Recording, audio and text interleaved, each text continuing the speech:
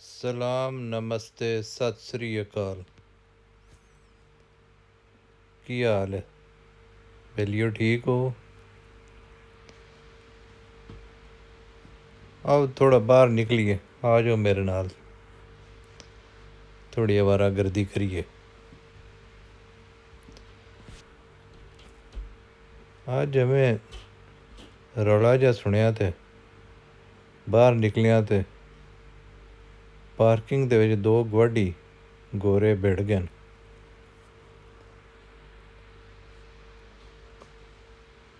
ਉਸ ਆਖਿਆ ਤੂੰ ਬੇਚ ਗੱਡੀ ਸਹੀ ਨਹੀਂ ਲਾਉਂਦਾ ਤੇ ਉਹ ਪਤਾ ਨਹੀਂ ਉਹਨਾਂ ਨੂੰ ਉਹ ਬਿਲਕੁਲ ਹੀ ਵਹਿਸ਼ੀ ਹੋ ਗਏ ਨਾ ਉਹ।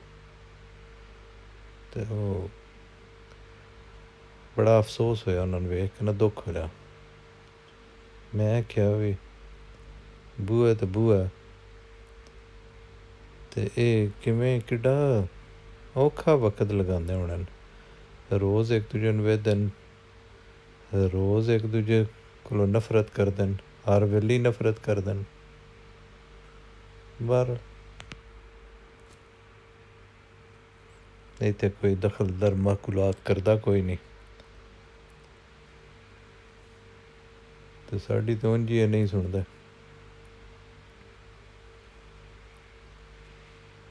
ਬਾਹਰ ਬੰਦੇ ਬੰਦੇ ਹੀ ਹੁੰਦੇ ਨੇ ਜੀ, ਉਹਨਾਂ ਨਾਲ ਅੱਛਾਈ ਕਰੀਏ ਤੇ ਉਹ ਅੱਛਾਈ ਦਾ ਜਵਾਬ ਅੱਛਾਈ ਨਾਲ ਹੀ ਦਿੰਦੇ ਨੇ।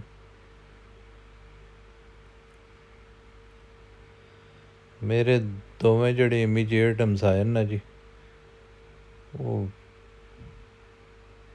ਬੜੇ ਹੀ ਚੰਗੇ ਨੇ ਸਾਡੇ ਨਾਲ, ਕਿਉਂ ਜੇ ਅਸੀਂ ਉਹਨਾਂ ਦੇ ਨਾਲ ਚੰਗੇ ਹਾਂ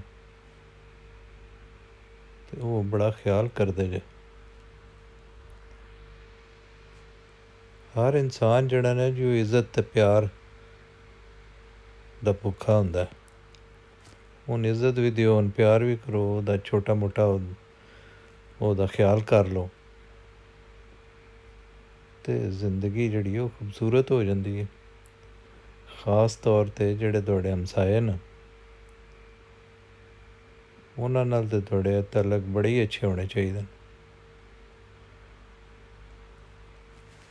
ਹਰ ਮਜ਼ਹਬੀ ਯਾਦ ਹੈ, ਅਤੇ ਅਖਲਾਕੀ ਤੌਰ 'ਤੇ ਵੀ ਅਤੇ ਸੋਸ਼ਲੀ ਵੀ ਤੁਹਾਡੀ ਖੁਸ਼ੀ ਵਾਸਤੇ। ਅਤੇ ਸਾਰਿਆਂ ਤੋਂ ਪਹਿਲਾਂ ਜੇ ਕੋਈ ਮੁਸੀਬਤ ਤੁਹਾਡੇ 'ਤੇ ਬਣ ਜਾਏ ਤਾਂ ਉਹ ਜਿਸ ਬੰਦੇ ਆਪਣ ਨਾ, ਉਹ ਤੁਹਾਡਾ ਗੁਆਢੀ ਹੈ,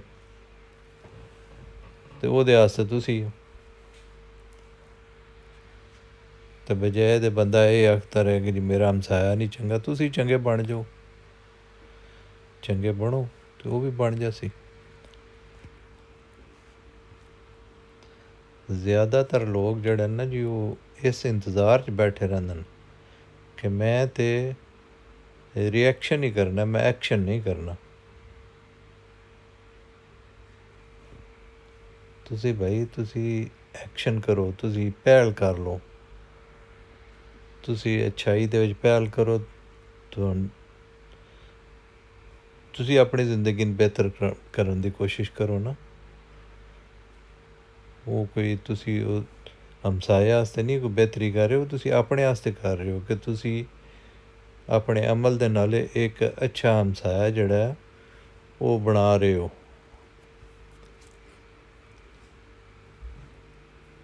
ਅਤੇ ਕਿਸੇ ਵੀ ਜਗ੍ਹਾ 'ਤੇ ਮੇਰਾ ਖਿਆਲ ਹੈ ਕਿ 90% ਬੰਦੇ ਜਿਹੜੇ ਨਾ, ਉਹ ਉਹਨਾਂ ਨਾਲ ਤੁਸੀਂ ਚੰਗਾ ਕਰੋ ਤਾਂ ਉਹ ਚੰਗਾ ਹੀ ਕਰ ਦੇਣ। ਕੋਈ 10% ਹੁੰਦੇ ਉਹਨਾਂ ਨੂੰ ਪੱਥਰ ਟਾਈਪ, ਜਿਨ੍ਹਾਂ 'ਤੇ ਸ਼ਾਇਦ ਕੋਈ ਅਸਰ ਨਹੀਂ ਹੁੰਦਾ।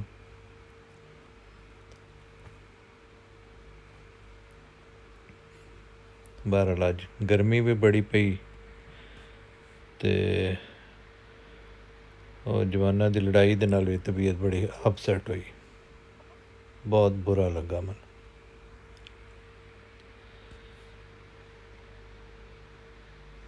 ਜ਼ਿੰਦਗੀ ਮੁਖਤਸਰ ਜੀ ਤਾਂ ਹੈ, ਇਹਨਾਂ ਘਰਾਂ 'ਚ ਪਤਾ ਨਹੀਂ, ਮੈਂ ਸੋਚਦਾ ਰਿਹਾ ਪਤਾ ਨਹੀਂ ਕਿਤਨੀਆਂ ਨਸਲਾਂ, ਕਿਤਨੇ ਲੋਕ ਪਹਿਲੇ ਰਹਿ ਗਏ ਨੇ, ਅੱਜ ਅਸੀਂ ਵੀ ਰਹਿੰਦੇ ਹਾਂ, ਫਿਰ ਅੱਗੋਂ ਹੋਰ ਆ ਜਾਸਣ ਹੈਂ ਜੀ। ਅਤੇ ਇਸ ਬੇ ਪਿੱਛੇ ਕਿ ਇੱਥੇ ਮੇਰੀ ਪਾਰਕਿੰਗ ਹੈ, ਮੇਰੀ ਕੰਧ ਹੈ, ਮੇਰਾ ਫੈਂਸ ਹੈ, ਉਹ ਅੱਲਾ ਦੇ ਬੰਦੇ ਉਹ ਬੇਜਾਨ ਚੀਜ਼ਾਂ ਵਾਸਤੇ ਤੁਸੀਂ ਜਾਨਦਾਰ ਇਨਸਾਨਾਂ ਦੇ ਨਾਲ ਤੁਸੀਂ ਕਿਤਨਾ ਬੁਰਾ ਸਲੂਕ ਕਰਦੇ ਹੋ।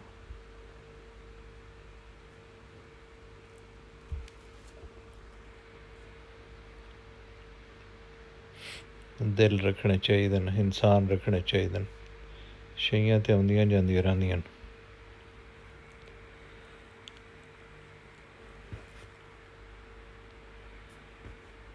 ਕੋਸ਼ਿਸ਼ ਇਹ ਕਰਨੀ ਚਾਹੀਦੀ ਹੈ ਕਿ ਲੋਕ ਸਾਨੂੰ ਅੱਛੇ ਲਫ਼ਜ਼ਾਂ ਨਾਲ ਯਾਦ ਕਰਨ, ਲੋਕਾਂ ਨੂੰ ਸਾਡੀ ਜ਼ਾਤ ਤੋਂ ਕੋਈ ਫਾਇਦਾ ਹੋ ਜਾਏ। ਉਹ ਅਸਲ 'ਚ ਉਹ ਫਾਇਦਾ ਅਸੀਂ ਉਹਨਾਂ ਦਾ ਨਹੀਂ, ਅਸੀਂ ਆਪਣੀ ਜ਼ਾਤ ਦਾ ਫਾਇਦਾ ਕਰਦੇ ਹਾਂ ਕਿ ਸਾਡੇ ਜਿਹੜੇ ਕਿਸੇ ਨਾਲ ਨੇਕੀਆਂ ਨੂੰ ਵੀ ਇੱਥੇ ਵੀ ਨੇਕ ਨਾਮੀ ਹੋਣੀ ਹੈ ਅਤੇ ਅਗਲੇ ਜਾਨ ਵੀ ਉਹੀ ਕੰਮ ਆਉਣੇ, ਬਸ਼ਰਤੇ ਕਿ ਸਾਡੀ ਨੀਅਤ ਅਗਲੇ ਜਾਨ ਵਾਸਤੇ ਵੀ ਹੋਵੇ। ਸਿਰਫ ਇਸ ਵਾਸਤੇ ਨਾ ਹੋਏ ਕਿ ਇੱਥੇ ਸਾਡੇ ਵਾਸਤੇ ਤਾੜੀਆਂ ਵੱਜਣ, ਇੱਥੇ ਬੱਲੇ ਬੱਲੇ ਹੋ ਜਾਏ।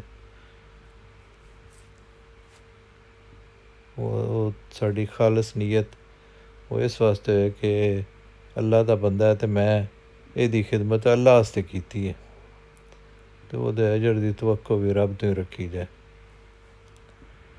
ਬਹੁਤ ਸਾਰੇ ਬੰਦਿਆਂ ਨੂੰ ਇਤਰਾਜ਼ ਹੁੰਦਾ ਕਈ ਸਿਆਣਿਆਂ ਨੂੰ ਕਿ ਜੀ ਇਹ ਤਵੱਕੋ ਕਿਉਂ ਰੱਖਦੇ ਹੋ ਤੁਸੀਂ? ਵੇਖੋ ਜੀ, ਤੁਸੀਂ ਮੇਰਾ ਕੋਈ ਮਜ਼ਹਬ ਨਹੀਂ ਔਰ ਮੈਂ ਕੋਈ ਤਵੱਕੋ ਵੀ ਨਹੀਂ ਰੱਖਦਾ ਅਤੇ ਮੈਂ ਇਹਦੇ ਨਾਲ ਨੇਕੀ ਕੀਤੀ ਹੈ। ਅਤੇ ਮੈਂ ਉਹਨਾਂ ਆਖਿਆ ਕਿ ਵੀ ਤੇਰੀ ਮਰਜ਼ੀ ਹੈ, ਤੂੰ ਆਪਣੀ ਨੀਅਤ ਇਹ ਨਾ ਰੱਖ। ਮੇਰਾ ਜ਼ਿੰਦਗੀ ਦੇ ਬਾਰੇ ਤਸੱਵਰ ਉਹ ਨਹੀਂ ਜਿਹੜਾ ਤੇਰਾ। ਮੈਨੇ ਹੁਕਮ ਹੈ ਕਿ ਤੂੰ ਇਹ ਤਸੱਵਰ ਰੱਖ।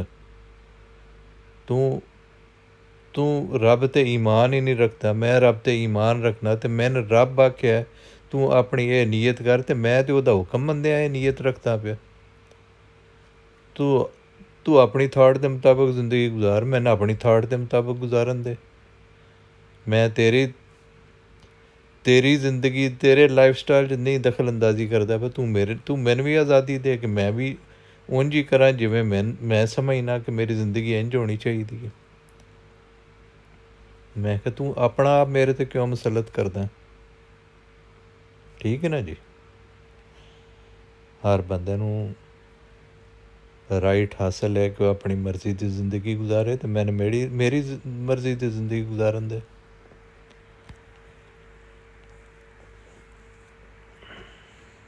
ਬੜੇ ਰੌਲੇ ਨੇ ਦੁਨੀਆ 'ਚ। ਰੱਬ ਨਾਲ ਆਡੇ ਅਤੇ ਬੁੱਤਾਂ ਅੱਗੇ ਦੌੜਾਂ ਝੁਕੀਆਂ ਹੋਈਆਂ ਨੇ। ਕਈ ਬੰਦਿਆਂ ਨੂੰ ਖੁਦਾ ਨਾਲ ਖੁਦਾ ਵਾਸਤੇ ਦਾ ਵੈਰ ਹੈ। ਉਹ ਅਸਲ 'ਚ ਉਹਨਾਂ ਨੂੰ ਉਹ ਵੈਰ ਉਹ ਆਪਣੇ ਆਪ ਨਾਲ ਹੈ।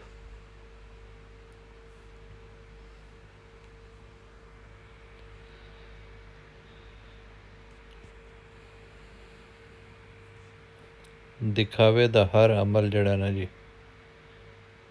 ਉਹਦਾ ਬਹਰਹਾਲ ਆਖਰਤ ਵਿੱਚ ਕੋਈ ਹਿੱਸਾ ਨਹੀਂ। ਅਤੇ ਜੇ ਬੰਦੇ ਕਿਸੇ ਦੀ ਨੀਅਤ ਮਹਿਜ਼ ਇਹ ਹੋਵੇ ਕਿ ਮੈਂ ਆਖਰ ਕੋਈ ਬੰਦਾ ਕਿਸੇ ਨਾਲ ਨੇਕੀ ਕਰਦਾ ਉਹਦੀ ਕੋਈ ਨੀਅਤ ਤਾਂ ਹੋਣੀ ਹੈ ਨਾ ਜੀ ਕਿ ਇਹ ਮਨ ਚੰਗਾ ਜਾਣੇ ਜਾਂ ਮੈਨੂੰ ਸਾਰੇ ਚੰਗੇ ਜਾਣਨ, ਮੇਰੇ ਬਾਰੇ ਤਾੜੀਆਂ ਵੱਜਣ। ਅਤੇ ਉਹ ਰੱਬ ਉਹਨਾਂ ਨੂੰ ਉਹ ਦੁਨੀਆ ਦੇ ਵਿੱਚ ਹੀ ਉਹਦਾ ਬਦਲਾ ਜਿਵੇਂ ਉਹ ਚਾਹੁੰਦੇ ਨੇ ਉਸ ਸ਼ਕਲ 'ਚ ਦੇ ਦਿੰਦਾ। ਲਿਹਾਜ਼ਾ ਅੱਗੇ ਉਹਨਾਂ ਦਾ ਕੋਈ ਹਿੱਸਾ ਨਹੀਂ ਹੋਣਾ।